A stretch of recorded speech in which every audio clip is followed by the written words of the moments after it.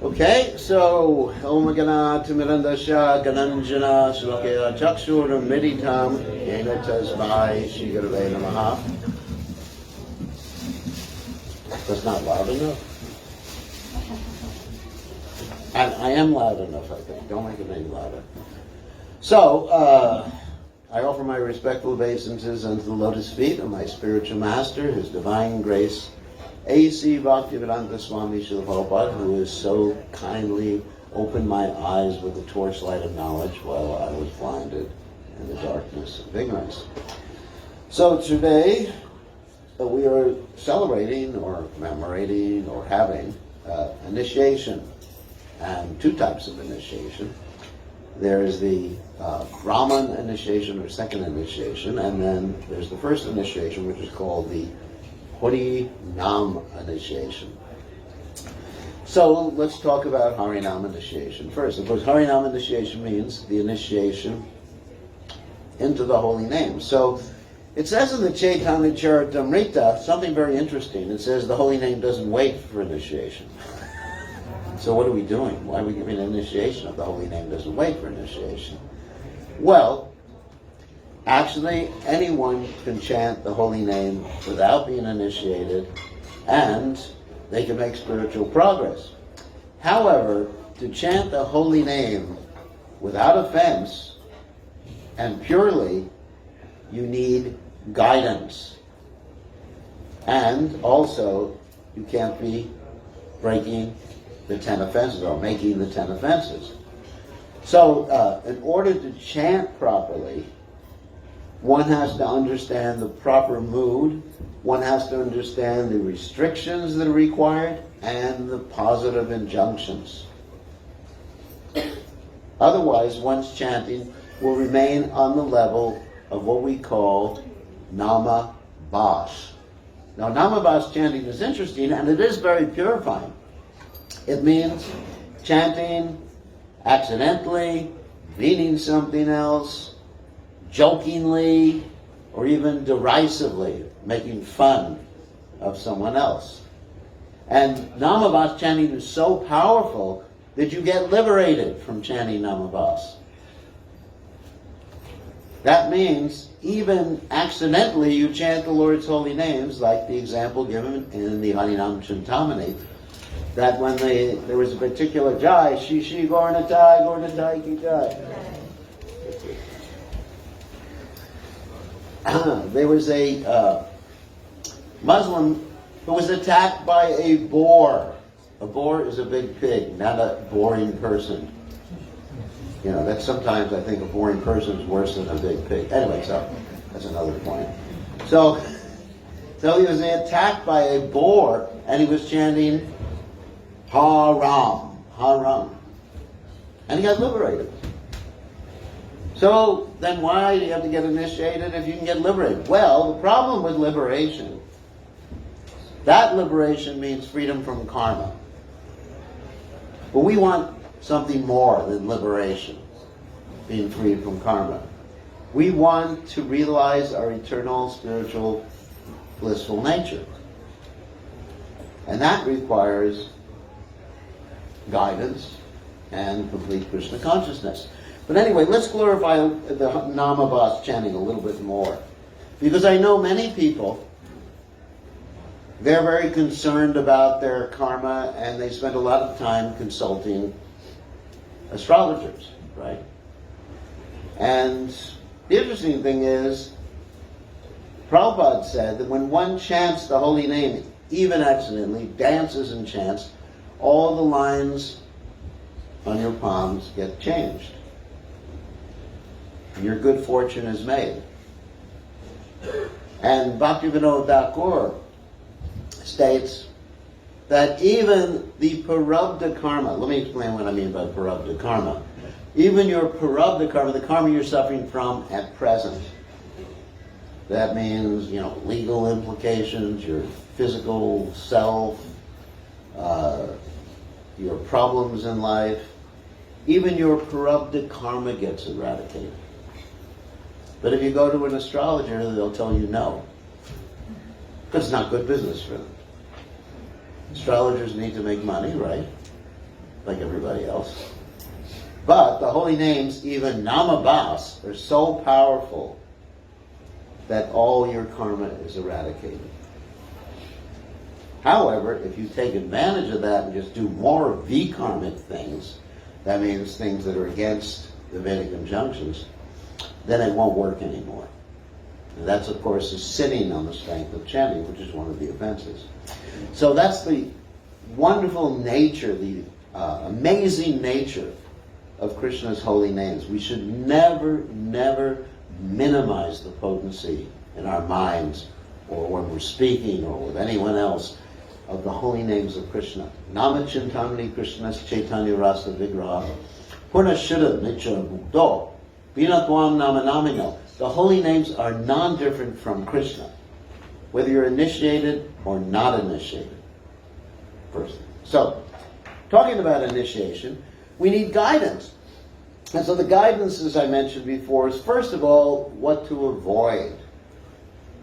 In the yoga system, the Ashtanga yoga system, that's the first principle too. It's called Yam. Yam, Niyam, Asana, Pranayam, etc. Of course, from that word Yam comes the word Yama Raj. He's the king of restrictions. And if you don't follow restrictions, you get to have a visit with Yamaraj. And he's not such a... he's kind, but he's not so kind to you. You go to see him.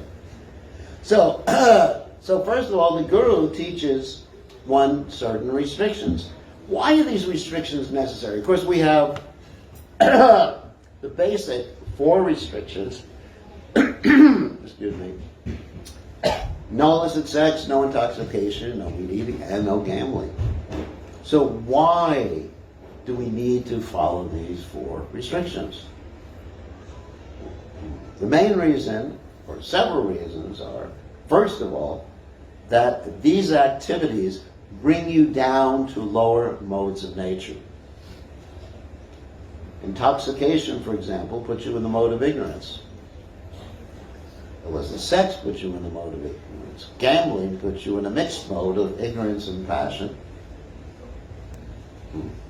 So all these different, what we call sinful activities, bring you down to a lower level. And you need to be ultimately situated in the mode of goodness to make spiritual progress.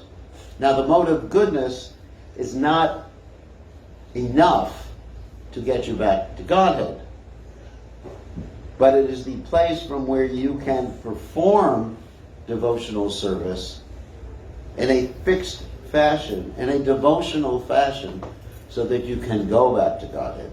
Extremely important. Just like, and I use this example often, just like if you want to get on an airplane, you have to go to the airport, right? As far as I know.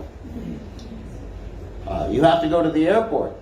And the interesting thing about the airport is there's a lot of other things that happen there other than flying.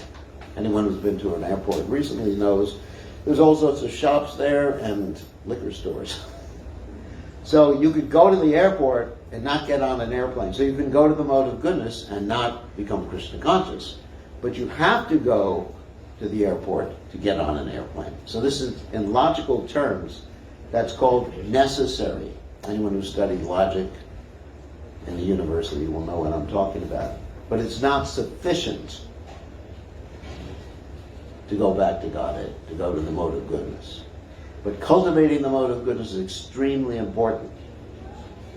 So these 4 activities, especially meat eating, or eliminating the meat eating, illicit sex, gambling, intoxication, very important. And above that, we also have the 10 offenses on chanting the holy name that one has to avoid if you want to make spiritual progress. And those 10 offenses, which Srila Prabhupada would mention at every single initiation, are as follows. First offense is to blaspheme the devotees who have dedicated their lives to propagating Krishna consciousness. And this offense is called the mad elephant offense. Mad elephant offense means using a particular metaphor that when we are cultivating devotional service, we are cultivating something called the Bhakti Lata Bija. Bhakti Lata Bija is the seed of the creeper of devotional service. So according to the Chaitanya Charitamrita, Lord Chaitanya Mahaprabhu, of course, when you chant and hear about Krishna, this seed becomes a creeper, which becomes watered by the chanting and hearing process, which grows higher and higher and higher, eventually pierces the coverings of the material universe, earth, water, fire, air, ether, mind, intelligence, false ego, and reaches Krishna's lotus feet. Now, if something happens to that creeper, just like if an elephant tramples a plant in your garden, of course you don't have too many elephants here in Australia. Anyway, this is an Indian example. You know, I don't know what sort of example you would use in Australia, you know, a snake or whatever. Snakes, yeah. So, if the elephant tramples this, then your garden is finished. So your creeper of devotion gets finished by committing offenses, and you can commit offenses mentally, verbally, or what we call corporally. Corporally means physically. Just like you have that story of Brigamuni that some of you may have heard. Brigamuni, he committed offenses against Lord Brahma, Lord Shiva, and Lord Vishnu. And what was that offense against Lord Brahma? He just didn't respect him properly. It's offense of the mind. Lord Shiva, he committed the offense verbally. And Lord Vishnu, he kicked him in the chest. Don't go kicking devotees in the chest. Don't go kicking Lord Vishnu in the chest. And, of course, Lord Vishnu, being completely situated in the mode of goodness, which is actually the test that Brigamuni was trying to give all the presiding deities, he apologized for having a hard chest. But of course Lakshmi didn't like it. She ran away at that point. But that's another story we're not going to tell tonight. So one has to be very careful. And the result of committing offenses is that one's taste for chanting, especially the first offense, one's taste for chanting becomes diminished. That just chanting your rounds will become like picking up bowling balls instead of beads and trying to finish your rounds. It'll be like torture if you commit offenses. So let's take a positive to that. Because I always like to talk about a positive to the 10 offenses. So the positive of not committing offenses against Vaishnavas corporally, verbally, or in one's mind, is to serve the Vaishnavas. The statement in the Shastras is, Mahat Sevam Ahurvi Muktes. That when one serves a great devotee, then one gets Krishna consciousness. That's the secret. The secret to spiritual advancement is to serve the devotees. Why? Well, we should love the devotees, but ultimately the devotees, Krishna say Tomar, Krishna dite par. Krishna belongs to the devotees. The devotees have bhakti in their hearts. We all want bhakti. Bhakti, of course, means unalloyed devotion to Krishna. We all want that. I mean, I want it. I don't know about all of you. We all want bhakti. But Krishna himself is not going to give you bhakti. Because bhakti, according to Vishwanath Chakravarti Thakur and other acharyas, is independent. And bhakti resides in the hearts of the devotees. Like the verse I just quoted, Krishna is yours, referring to a devotee. You have the power to give him. I am simply running after you. This is talking to a devotee. Chanting or shouting, Krishna, Krishna. Give me your mercy. Give me bhakti.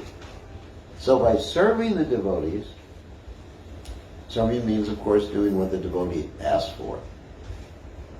like Prabhupada said, that if you bring him milk and he asks for water, that's not service.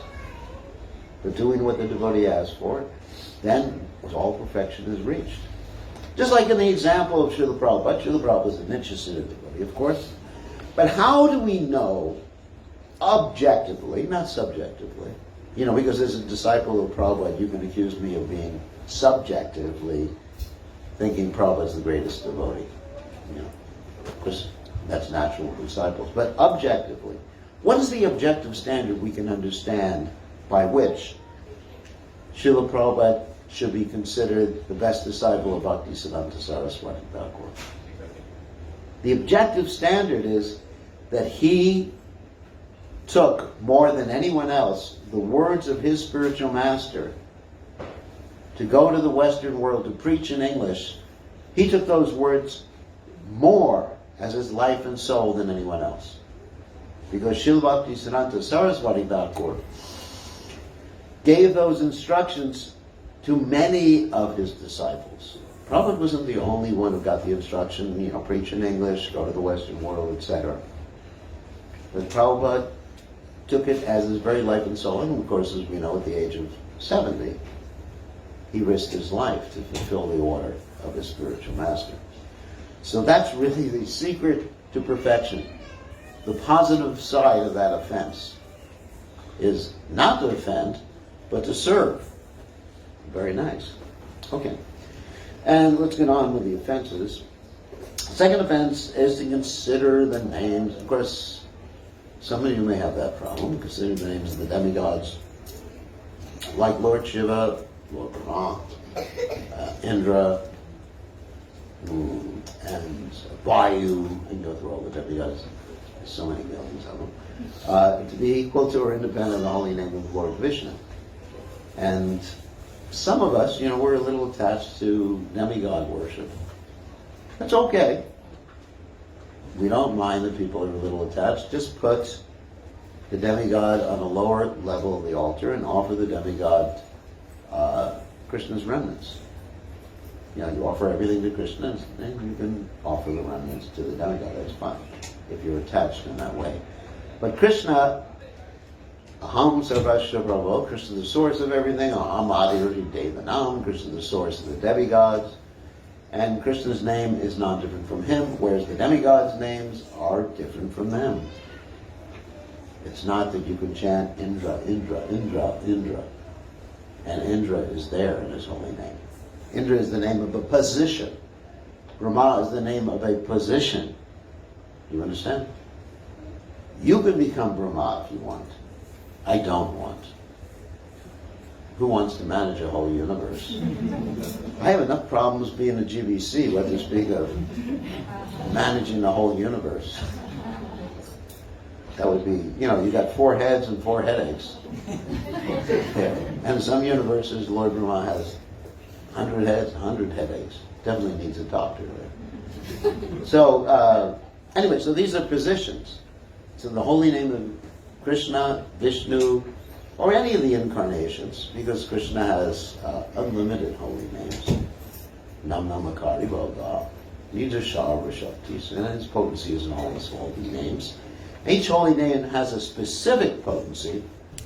Like if you chant Krishna, you go back to Krishna. If you chant Kurma, you go and join Kurma, the Kurma avatar, tortoise incarnation.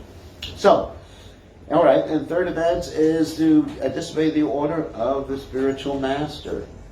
Now, that's an interesting one. Of course, the positive is to obey the order of the spiritual master.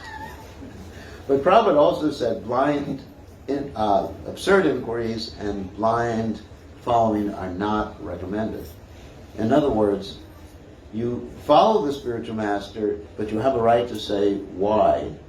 What is the logic behind a particular instruction? It's a dynamic relationship.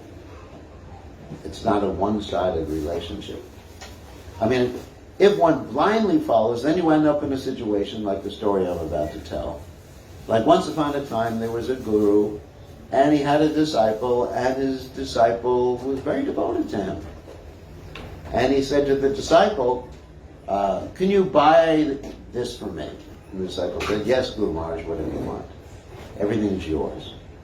And he said, can you buy that for me? And the Guru disciple said, yes, of course, everything is yours, Guru Maharaj. And this and that, they were buying things. The Guru thought, what a great disciple this guy is. And then eventually the Guru said, can you buy this for me? And the disciple said, there's no more money. And the Guru said, what happened to the money? And the disciple said, everything was yours, Guru Maharaj. In other words, he had spent the Guru's money, so this poor Guru had to go begging. So, blind following is not recommended. One needs to follow the Guru with intelligence. So that's a very important principle of devotional service. In other words, next offense is to blaspheme Vedic literatures or literatures in pursuance of the Vedic version. Instead, we should glorify all the Vedic literatures, even the literatures which are preliminary in explaining the process of Krishna consciousness. Preliminary means there may be some Vedic literatures that advocate worship of the demigods. But those Vedic literatures, particularly the Rig Veda, for example, ultimately they get people chanting the name of Krishna and they advocate Om Tad Vishnu Paramam Pada Pashanti Yat Surya. That ultimately you should look towards Vishnu. All the demigods look towards Vishnu. So it's sort of a bridge preaching. Many of the Vedic literatures are meant for bridge preaching, and there's a purpose to that. So we don't blaspheme any of the Vedic literatures. Next offense, we glorify. And so the next offense is to consider the glories of chanting Hare Krishna to be imagination. And they're not imagination, I can tell you that after chanting for over 50 years. By chanting and serving the Vaishnavas, one Vasudeva Bhagavati Bhakti Yoga Prayojata Janayati Asu Vairanyam Yanam Charyada Hoitakam. One actually develops knowledge and renunciation from this material world. What is renunciation? Renunciation doesn't mean to hate the material world, to criticize the material world, because it's Krishna's energy. But renunciation means nirapeksha, to be neutral, detached from the world, and to use everything in Krishna's service by the principle of yukta vairagya. Just like we're using a microphone and I'm recording this on my phone or whatever, this is all yukta vairagya stuff. And so that's another offense to be avoided. And then the next offense is to give some crazy, perverted interpretation about the holy name. People do that, it increases my alpha waves or beta waves, and it makes me feel so good, whatever. Don't give, there is a bona fide understanding or even interpretation of the holy name. One interpretation was given by the acharyas. You have the name Krishna. Krish means to attract, and Na means Ananda. Also, one other acharya said, Na means to negate this material existence. So we become happy, Ananda, and we negate this material existence or attachment to the material existence, and we become attracted to Krishna. Yes, Krishna is the most attractive. So, then the next offense is to commit sins on the strength of chanting the holy name. That is, don't think the chanting is going to excuse you from activities that are prohibited. Of course, by chanting we become free from karma, but if you use the chanting in your service to do that, then it's not going to work anymore. Next offense is to consider chanting to be like one of the rituals in the Vedic literatures, like karma kanja rituals. But even in Krishna consciousness, we have different rituals we do, certainly. I mean, just like you had the purification you were doing before the Achaman. Of course, that's also the holy name we're using, but the different, touching the different parts of the body. Or we have another ritual, we wear certain types of clothes that are called dhotis or saris, or whatever. Or pants. That's a joke. So anyway, so we have different rituals that we do. And these rituals are good because they help us remember Krishna. What is the first regulated principle? to always remember Krishna. What is the second regulative principle? Never forget Krishna. So one should accept everything favorable and reject everything unfavorable. These are Lord Chaitanya Mahaprabhu's 2 surrendering principles. He has 6 of them. And the first 2 are to accept everything favorable for being Krishna conscious. Last one is to give up everything unfavorable. Of course, you need the Guru to tell you what's favorable and what's unfavorable. You may think I chant my japa better if I'm smoking marijuana. It really helps me concentrate. It feels symptoms of ecstasy. I've heard people say that. This is not my invention. That's why you need a guru to tell you, you're nonsense. The guru's business is to train you up in humility and service attitude. It's mentioned in the Bhagavatam that brahmachari guru kule vasandanta guroditam achyanda samannicha. The guru makes you or helps you understand that where you're living is, let's say, the ashram of the spiritual master, even if you're a householder, because the devotees who are taking initiation today are householders. And so everything that you have is meant to be used in the service of Guru. Brahmachari. Even that word brahmachari is interesting. It means not only someone who wears saffron, who's a single celibate student, it means someone who is dedicated to the service of Krishna under the instructions of the spiritual master. So Prabhupada would sometimes say grahastha brahmachari. Because in essence, the essential point is to be dedicated to the service of Krishna under the instructions of the spiritual master. So a grahastha is just as good as a brahmachari, is just as good as a sannyasi, and actually the statement is kiva vipra kiva nyashi shuta kinanoi. Ye Krishna tattva veta se guru hoy. Whether one is, whenever one is, a sannyasi, learned person, whatever, man or woman, if one knows the science of Krishna, they are considered guru. Very important. So, the guru's business is to train the disciple in this principle. Well, actually, let me continue more with that first. Brahmachari Guru Kule Vasam Danta. He trains the disciple to be Danta, self-controlled. Danta means tame, literally in Sanskrit. And tame means taming what? The senses, including the mind. Manashashtani Indriyani Prakritishtani Koshati. So that the Guru trains them. Vasandanta, Gororhitam. And he trains the disciple to work for the benefit of the Guru, and the Guru is working for the benefit of his Guru, and ultimately it's for the benefit of Krishna and the Krishna conscious movement. Just like in my own case, I identify myself as a servant of Srila Prabhupada. Someone asks you, what's your identity? I don't talk about a spiritual identity in the spiritual world. Oh, I'm a cow in Goloka Vrindavan. That's not true. Anyway, don't take that out of context. So I don't talk about that. I just say my identity is I'm a servant of Prabhupada. So when I make decisions in my life, because I had that basic training in Krishna consciousness, so when I make a decision in life, I make a decision based upon who I am, and who I would like to be, a servant of Prabhupada. And so, yes, would Prabhupada want this? Would Prabhupada want that? Okay, I'll choose this, which is what Prabhupada would say. Internalizing the spiritual master. That's really important. A very important principle in Krishna consciousness. And anyway, so this is a verse in the Bhagavatam. I'm not going to do a whole purport on it. So, anyway, that's Krishna consciousness. So getting back to the 10 offenses, is we're talking about the 8th offense, not to consider chanting as one of the rituals.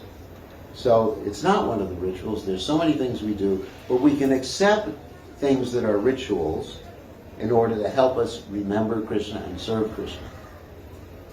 That's the important thing. For example, this dress that I'm wearing, that just a little example, this is a sannyas dress, but this was started in our Sampradaya by Srila Bhaktisiddhanta Saraswati Thakur. Because previously the sannyasis in the Gaudiya Vaishnava Sampradaya wore like lungis, white lungis. That means like the long gangsha. Some of you know what that is? White. The 6 Goswamis of Vrindavan, they did not wear saffron. Because that wasn't the standard. But Srila Bhaktisiddhanta Saraswati Thakur adjusted the ritual, adjusted the details for spreading Krishna consciousness. He actually studied different groups, different sannyasis in different groups, particularly in South India, the followers of Sripad Ramanujacharya, the Sri Sampradaya. And he came up with this particular type of dress for us. So, anyway, so the point is we have this, but don't confuse this with going back to Godhead. I remember when I first took sannyas, when was that? 1978. Everyone thought, wow, now you become an advanced devotee by changing your dress. It doesn't work like that. You can change your dress all you want. I mean, sometimes it's even stated that someone dressed as a devotee is a Kali Chela. You understand? Kali Chela means a disciple of Kali. So don't confuse the external with the internal. But the real point is the chanting. The chanting is eternal. You do it in the spiritual world. You're doing it here. It's both the means and the end. It's the sadhana and the sajja. Those are the 2 words, the means and the end. So don't confuse it with practically anything else we do. You know, of course, the deity worship is eternal, the chanting is eternal, but other things like the style of dress is not eternal. You can't take the devotee with you back to Godhead. What? What about the Sika? Is that a term? We'll have to talk about it when we get there. You know, actually, thank you for asking that question. One time the devotees, when I was young, the devotees were saying, you have to have the Sika, so in that way God will pull you back to Godhead. If you don't have the Sika, then you can't go back to Godhead. And I was thinking, what about the poor people who wear balls? They're out of luck. And then I was also thinking, well, the women are actually luckier than the men. Because they can hang from their hair very easily. I've seen it in the circus, you know, sometimes the women hang from their hair. So they can go back to Godhead. But yeah, I think with the Sika I have, I'm not going back to Godhead. It's too small. So, anyway, the point is dedication to the holy names. And Krishna Katha and the service of the Guru and the service of the mission of Srila Prabhupada, that gets you back to Godhead. And we do whatever is practical to accomplish that. That's all. You know, just, I mean, like for example, I rise early every morning for chanting. But rising early without chanting has no value. Right? I mean, my father used to rise early every morning. He never chanted his rounds. He was a Maya. So, to do business. And I guess he was chanting, what, money, money. Get some money, you know. That was his mantra. He was a nice father. And he helped support the Krishna conscious movement later on. But the point is, so rising early is important, but only to chant Hare Krishna. And to hear and chant, worship Tulsi Devi, worship the deity, etc.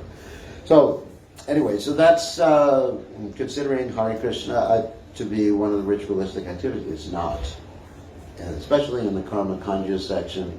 Karma Kanja section means activities which will give you good karma.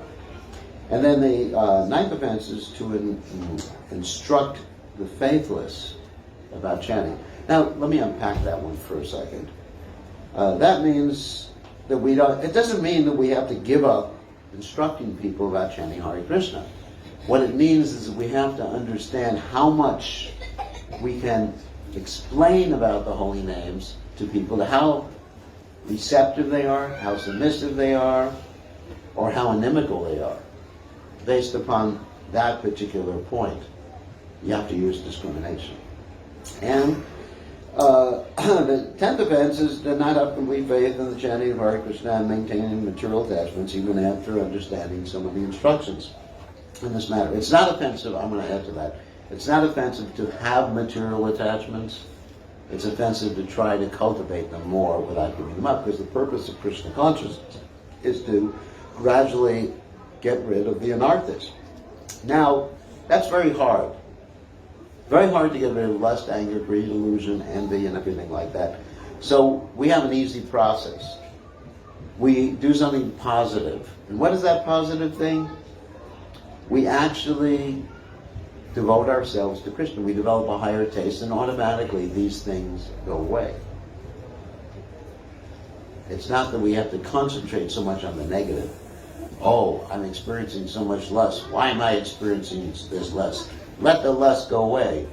And you're thinking more about the lust than you've ever thought before. I remember in the early days, there were some devotees who were concerned with their, brahmacharis, who were concerned with their attraction towards women. And so they talked more about the women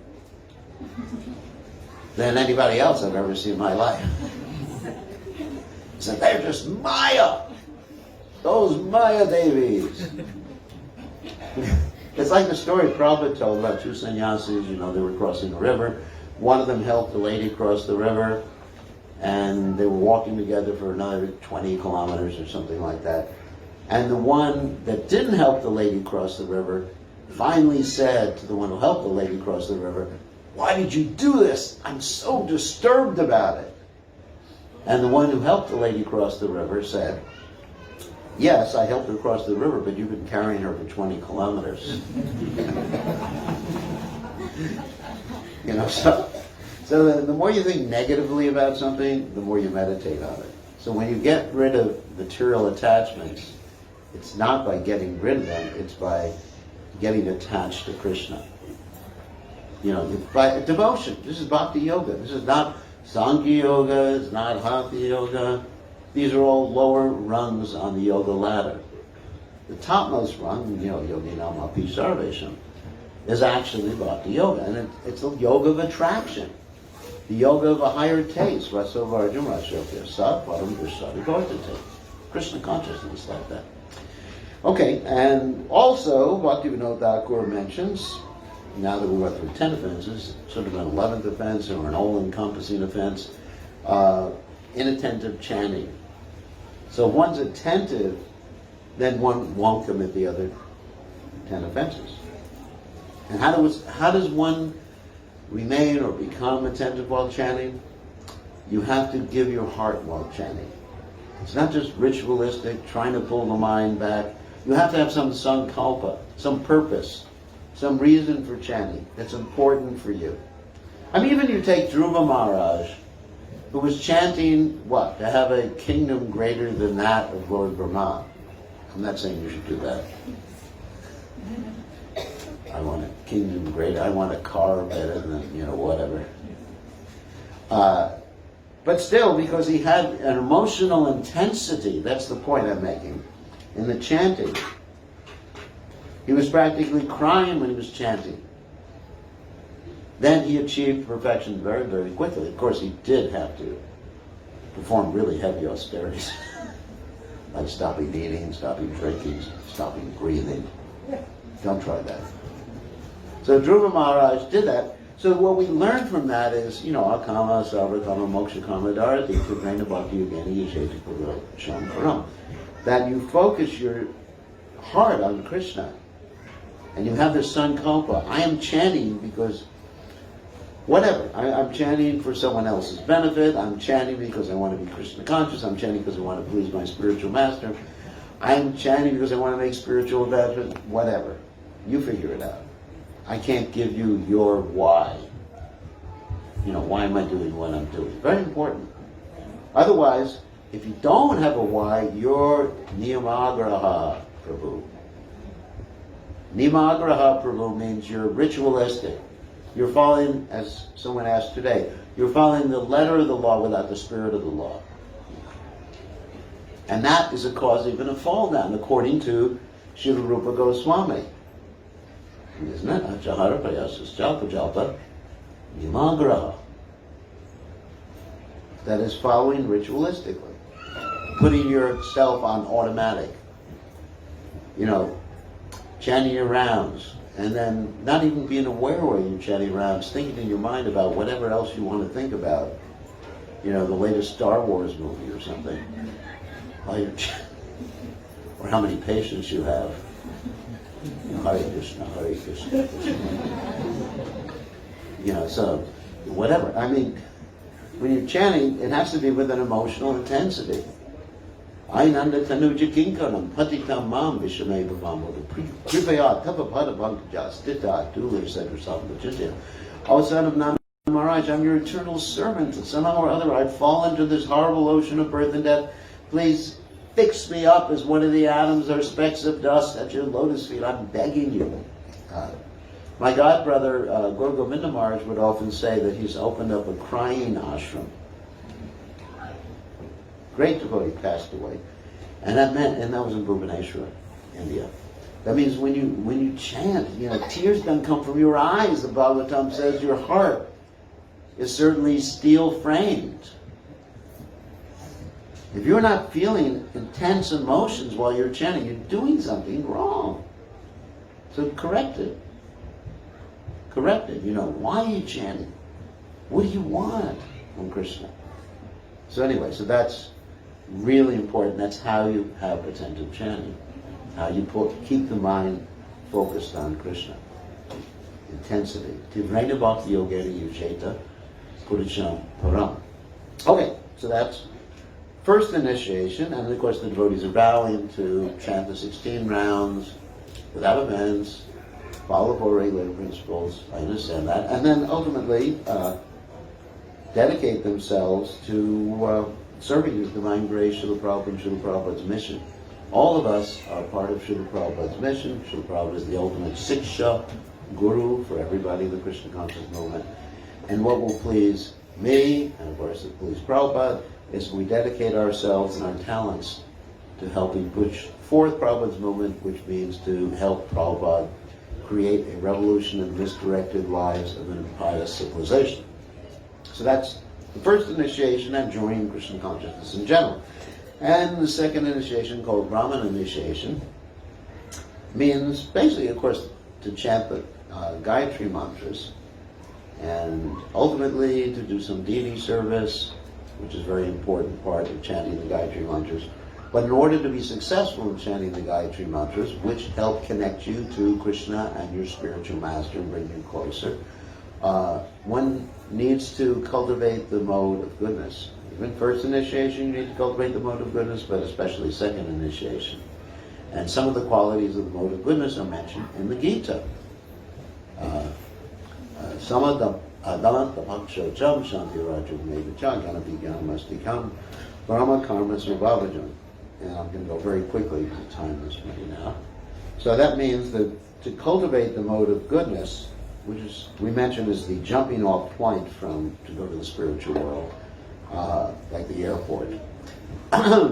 Cultivate the mode of goodness, one has to be equal poised, happiness and distress. The first lesson in Gita is like that too. And Dhamma, self-control, controlling the senses. Austere. Austere means not lying on a bed of nails or some stupid thing like that. Austere means to accept things that please Krishna, reject things that don't please Krishna. Like we mentioned the two surrendering principles a few minutes ago. Shocha and clean. Prabhupada specifically said that Brahman means shuchi, which means clean, internally, externally. Internally, by always remembering Krishna, like the mantra was just chanted, Yatsmaret Pundarikaksham Savaya Abhyantara Shuchi, Shri Vishnu, Shri Vishnu, Shri Vishnu, internally. And externally by cleaning, and bathing regularly, at least 2 or 3 times a day, cleaning your hands before eating, clean your hands after eating, obviously. We used to, also Prabhupada used to have us clean our feet before eating it. And but that became a little impractical because we were using the same sink in the prasadam room to clean our feet with our hands. So it wasn't so advisable. And especially now that you have the compassionate virus. Karuna. Did you know?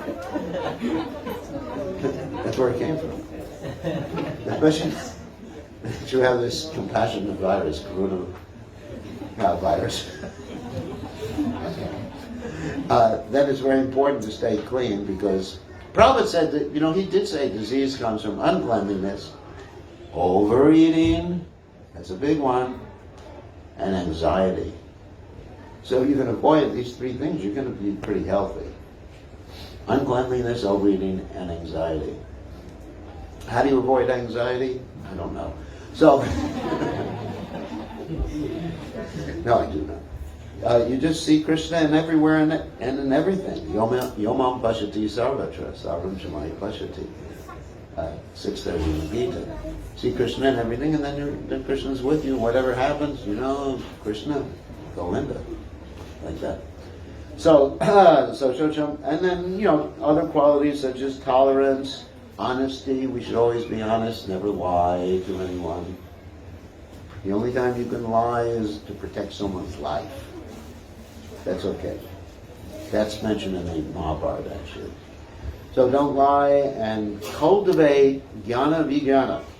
Study Srila Prabhupada's books and apply that knowledge in your own lives. And that's what a Brahmin is. A Brahmin is not simply someone with a sacred thread or the Gayatri mantra. That's not what a Brahmin is. Brahmin is by quality. And Krishna mentions this in the Gita, Chaturvarnamaya Shastam Guna Karma Vibhagasha. So this is the purpose of this initiation, and ultimately we are making promises to be part of Prabhupada's family and serve Prabhupada's mission. This is within Prabhupada's mission. Remain faithful to Prabhupada's mission, no matter what. That has been my most important thing that I've thought about, always remain faithful and serve Prabhupada's mission. Save the world. The world needs saving. Okay, so thank you very much. That's the lecture, whatever. And now we'll give the names. Is that right? What's that? So two devotees are getting what? Two devotees are getting first initiation, and the beans, of course. What? Yes. Just introduce the initiates. So first on the right hand side is Komal Chand. She is younger sister of Sita Devi Dasi, and she has lived with Ram Vijay Prabhu Sita Devi Dasi for the last few years, and they've really cultivated her. She is a bit shy but a great Kirtaniya as well, if you don't know. Her profession is a registered nurse. Next to her is Anshul Chand. She is a devotee from Sydney. She has done a lot of service at the Sydney temple. I know her from university. In fact, I taught her at the university, and she was one of the most outstanding students. Very intelligent. She is a pharmacist by profession and a business owner with multiple pharmacies as well. And her desire to serve Prabhupada. Wow. And taking Brahman initiation is Sita Devi Dasi. Everybody knows Sita Devi Dasi. She does a lot of service to the temple, specifically cooking for Gaur Nitai on every Mondays, I think. And she has extensive support to our Northside Center as well. And she's a business analyst by profession. Very well. Ram Vijay Prabhu is husband of Sita Devi Dasi. He is actually a multitasker. He started with an IT specialist. He was an IT specialist, working as an IT specialist. He also is a handyman, so he does a lot of building work as well. And recently he just graduated with a nursing degree as well. He is a multi-talented also, so he can play mridanga and he can play harmonium and any other. He's a great Kirtaniya. Last time our Kartik program, he did outreach preaching program, 30 lectures. Wow. Very well. Okay, so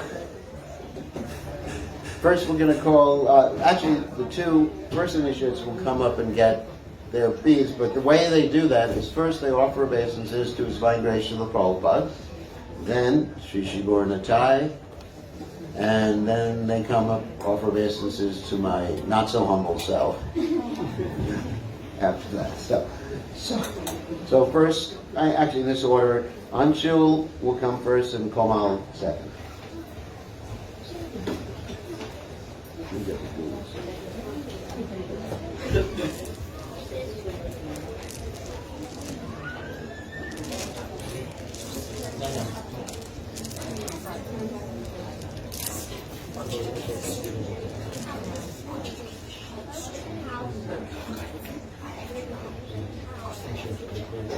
And then the deities.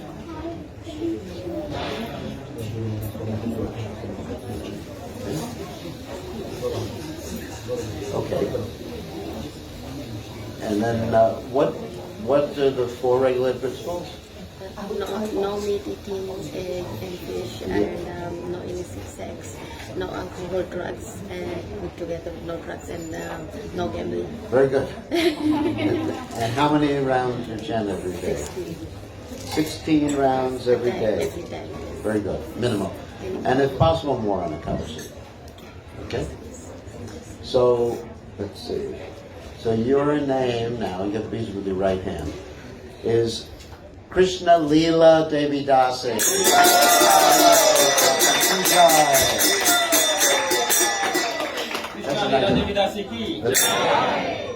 Okay. That's a nice name, isn't it?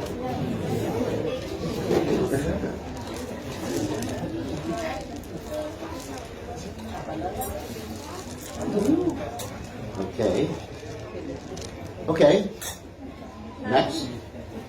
Come on. Whoops. The husbands are taking the photos, so they'll be taking initiation next.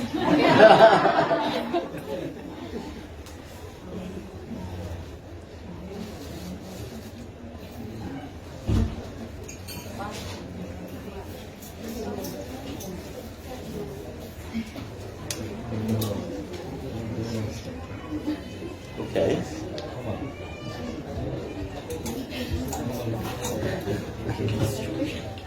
So what are the 4 regulated principles?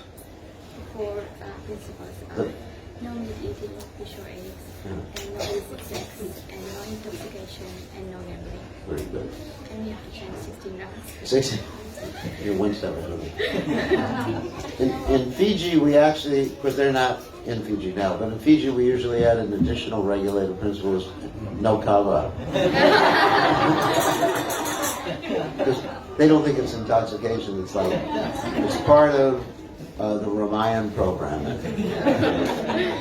I mean, it's hard to believe. Like, after reciting the not Valmiki, the Tulsidas Ramayan on Ram Navami, they'll stay up all night long. The men, not the women. Women are more pious.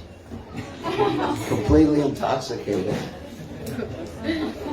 Taking kava. Of course, you don't have a problem. So, okay, so you get the beads with your right hand. And your name right now is Krishna Karuna Devi Dasi.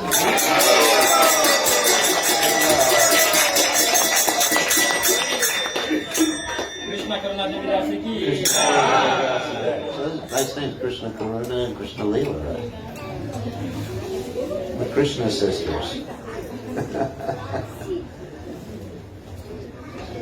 Krishna Karuna and Krishna Leela. All right, and the I should give the Brahman thread now, but I have to chant on it. What's that? We can do it afterwards. Okay. Yeah, because we're running late, so.